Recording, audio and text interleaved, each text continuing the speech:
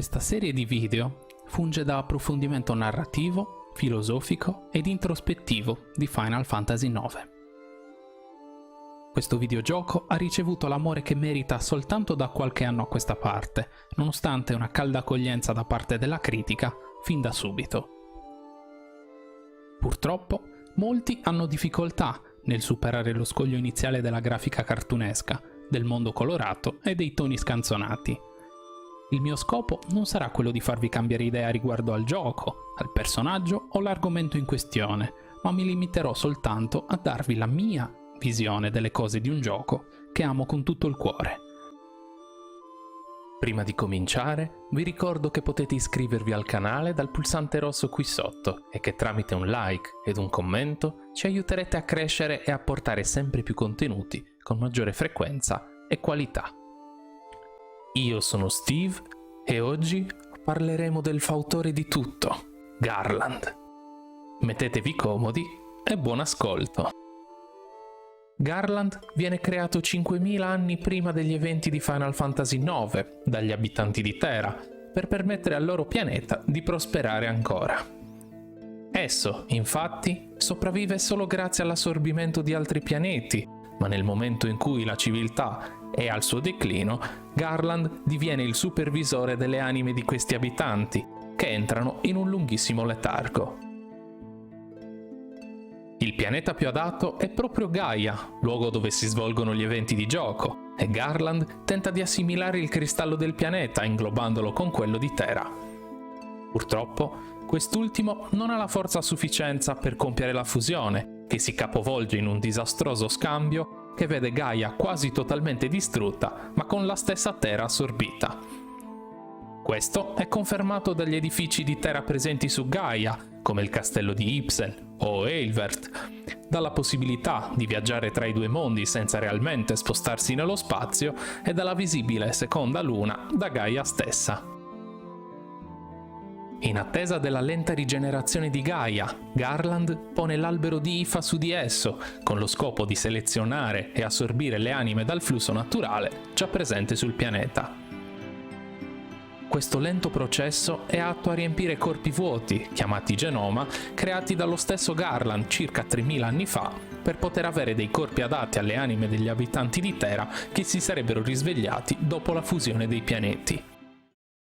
Vista la lentezza di questo piano, Garland crea il Soul Cage e lo piazza nella parte superficiale dell'albero, così da far fluire le anime scartate su Gaia, creando la nebbia così come conosciuta. Gli effetti di questa coltre causano la nascita di mostri e di conseguenza guerre, morti e dispute territoriali. Questo, in accordo con il piano di Garland, accelera enormemente il processo di ottenimento delle anime, ma gli abitanti di Gaia non erano degli sprovveduti e per evitare i nefasti effetti della nebbia decisero di costruire le proprie città sempre più in alto, evitandola. 24 anni prima dell'inizio del gioco, con le guerre ormai terminate ed il flusso delle anime nuovamente rallentato, egli decide di creare un genoma speciale, dotato di volontà e grande potere magico, che chiamerà poi Kusha. Lo scopo di questa creatura è molto semplice: portare distruzione, morte, diffidenza tra i vari paesi e conseguenti guerre. Più morti, più anime da selezionare ed assorbire. La sua creazione è potente, ma imperfetta, poiché è costruita come un adulto senza esperienza ed emozioni e con l'impossibilità di diventare più forte o di ottenere il potere della trance. Decide quindi di creare un secondo genoma, Jidan, più debole, ma con la possibilità di crescere sia fisicamente sia mentalmente e divenire un giorno più forte e intelligente di Kusha stesso. Quest'ultimo, invidioso del fratellastro, lo rapisce per poi gettarlo su Gaia, abbandonandolo al suo destino. Non contento di queste azioni, il suo padrone lo bandisce da Terra e, convinto di aver perso per sempre Jidan, crea un terzo genoma di nome Mikoto. Nonostante Kusha fosse spesso e volentieri fuori dal controllo di Garland, obbedisce al primo vero ordine che gli viene impartito: distruggere Madain Sari ed i suoi sciamani, che avevano ottenuto con il tempo il potere di invocare potenti spiriti. Garland temendone la forza, decide di eliminarli tramite il suo genoma. Durante gli anni, Kuja causerà guerre e stermini, ma con il segreto obiettivo di impadronirsi di alcune sciamane ed eidolon sopravvissuti alla strage, per poi utilizzarli contro il suo padrone e reclamare il trono della stessa Terra da cui viene bandito. Garland, venuto a conoscenza dei piani del genoma, polverizza l'invocazione più potente, Alexander, tramite il suo mezzo volante, l'Invincible.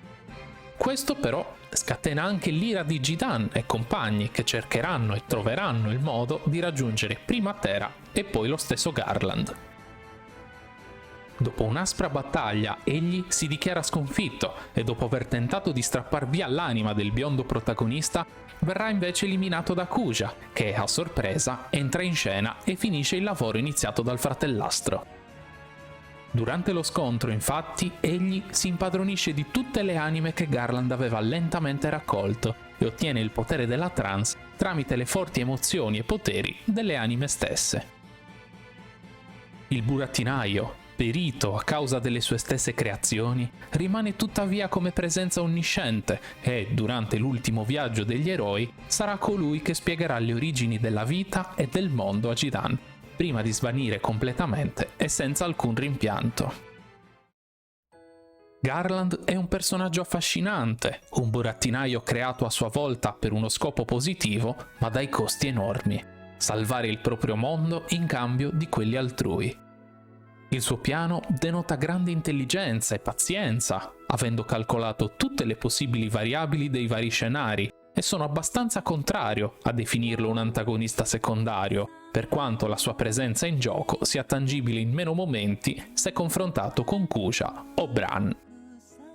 Egli, tuttavia, è il motore delle vicende per ben 5000 anni, agisce dietro le quinte e si espone soltanto nel momento opportuno e, nonostante il suo ruolo sia contrapposto agli eroi, ha delle motivazioni credibili e altruiste secondo il suo punto di vista.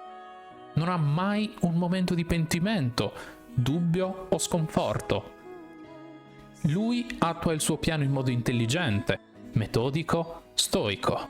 Nessun altro personaggio in Final Fantasy IX può vantare una volontà così ferrea e mai vacillante, e questo rende Garland unico nel suo genere, una figura che supera la semplicità di un banale scienziato pazzo.